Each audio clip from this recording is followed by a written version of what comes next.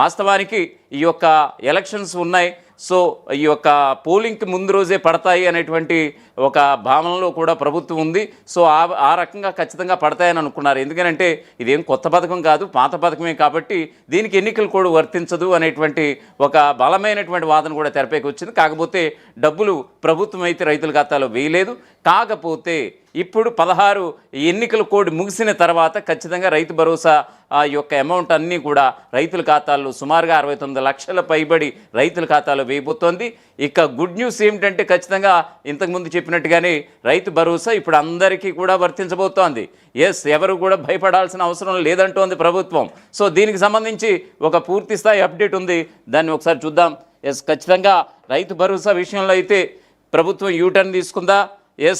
Professor Jayashankar agriculture యూనివర్సిటీతో tie up అయి satellite mapping ద్వారా ఖచ్చితంగా సాగు ఉన్నటువంటి భూమికే రైతు భరోసా ఇద్దాం అనేటువంటి నిర్ణయించుకున్నటువంటి రేవంత్ రెడ్డి సుమారుగా ఆ గణాంకాలన్నీ కూడా తెప్పించుకున్నటువంటి సందర్భం అయితే కనిపిస్తోంది. 18 నుంచి 12% ఈ యొక్క రాష్ట్ర వ్యాప్తంగా సాగులో లేనటువంటి భూమిని గుర్తించారు. సో ఖచ్చితంగా వీళ్ళందరికీ కూడా రైతు భరోసా రాదు అనేటువంటి వార్తలు నిన్నటి వరకు చక్కర్లు కొట్టాయి.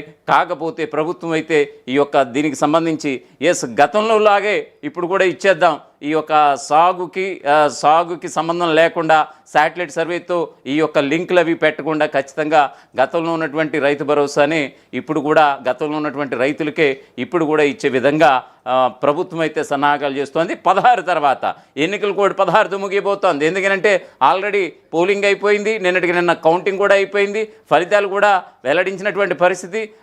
అగ్రస్థానాలన్నీ కూడా మెజార్టీ స్థానాలన్నీ కూడా కాంగ్రెస్ కైవసం చేసుకున్నటువంటి పరిస్థితి.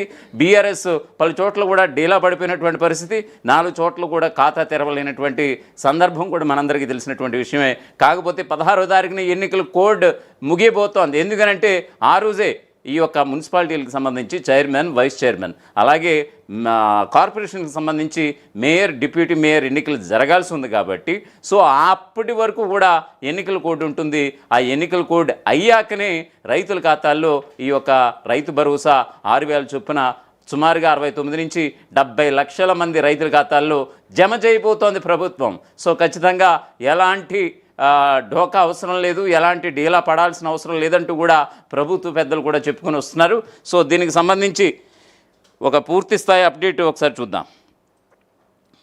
ఖచ్చితంగా తెలంగాణ ప్రభుత్వం రైతులకి గుడ్ న్యూస్ చెప్పింది. రైతు భరోసా నిధుల ముహూర్తం ఖరారు చేసింది. రైతు భరోసా నిధుల కోత పైన కొంతకాలంగా జరుగుతున్నటువంటి చర్చకు అయితే స్పష్టతనిచ్చింది. ఎలాంటి కోతలు లేకుండా గత వానాకాలం సీజన్లో రైతు భరోసా చెల్లించినటువంటి రైతులందరికీ కూడా ఇటు యాసంగిలోనూ రైతు భరోసా పెట్టుబడి సాయం అందబోతోంది. ఎలాంటి కోతలు లేకుండా గడిచిన పంట కాలంలో లబ్ధిదారులుగా ఉన్నటువంటి రైతులందరికీ కూడా ఈసారి కూడా రైతు భరోసా చెల్లించాలని సర్కార్ నిర్ణయించింది. శాటిలైట్ సర్వేతో లింక్ పెట్టకుండానే రైతు భరోసా పంపిణీ చేసేందుకు కసరత్తు చేస్తోంది. రైతు భరోసా నిధుల జమపైన ప్రభుత్వం కీలక నిర్ణయం తీసుకున్నట్లుగా అయింది. మున్సిపల్ ఎన్నికల ప్రక్రియ పూర్తిగా ముగియగానే కొత్త రైతుల నమోదుకు కూడా అవకాశం కల్పించి ఆ వెంటనే రైతులకు నగదు బదిలీ చేయాలని కూడా డిసైడ్ అయిందట. ప్రభుత్వ లెక్కల మేరకు రాష్ట్ర వ్యాప్తంగా 2025-2026 ఖరీఫ్ సీజన్లో సుమారుగా 70 లక్షల మంది రైతులకు ఎకరానికి 6,000 రూపాయల చొప్పున సుమారుగా 9,000 కోట్లు రైతు భరోసా పథకం కింద నగదు బదిలీ చేసింది ప్రభుత్వం. మొత్తం 1,45,73,000 ఎకరాలకు రైతు భరోసా చెల్లించింది. కేవలం 9 రోజుల వ్యవధిలో సుమారుగా 9,000 కోట్లు ఆనాడు రైతులకు పంపిణీ చేసినటువంటి సందర్భం ఈసారి గుర్తు చేసుకుందాం. ఆ లెక్క ప్రకారమే యాసంగికి రైతు భరోసా కూడా చెల్లించబోతోంది ఇప్పుడు ప్రభుత్వం. ఎందుకంటే ఈ నెల 10వ తేదీనే ఈ యొక్క ఆర్బీఐ నుంచి 9,000 కోట్ల అప్పు కూడా తీసుకుంది రేవంత్ సర్కార్. ఈ మొత్తాన్ని రైతు భరోసాకి కేటాయించబోతున్నట్లుగా తెలుస్తోంది. మున్సిపల్ ఎన్నికల ప్రక్రియ ఈ నెల 16వ తేదీతో దాదాపుగా ముగిసిపోతోంది. ఆ వెంటనే ఎన్నికల కోడ్ పూర్తయిన తర్వాత రైతుల ఖాతాల్లో జమ చేయాలని రేవంత్ సర్కార్ అయితే నిర్ణయించినటువంటి సందర్భం. వాస్తవానికి సంక్రాంతికే సర్కారు రైతు భరోసా చెల్లిస్తుందని భావించారు. నిధుల సర్దుబాటు, మున్సిపల్ ఎన్నికల నేపథ్యంలో వాయిదా వేసింది ప్రభుత్వం.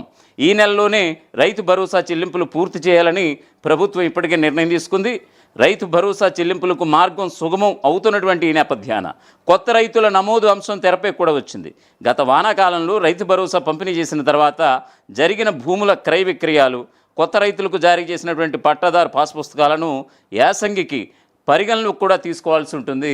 సో ఏదేమైనా సరే రైతు భరోసా విషయంలో అయితే ప్రభుత్వం ఒక ముహూర్తం కూడా ఫిక్స్ చేసినటువంటి సందర్భంగా చూడాలి. గతంలో ఖరీఫ్ సీజన్కి మీరు రైతు భరోసా అందుకున్నారా?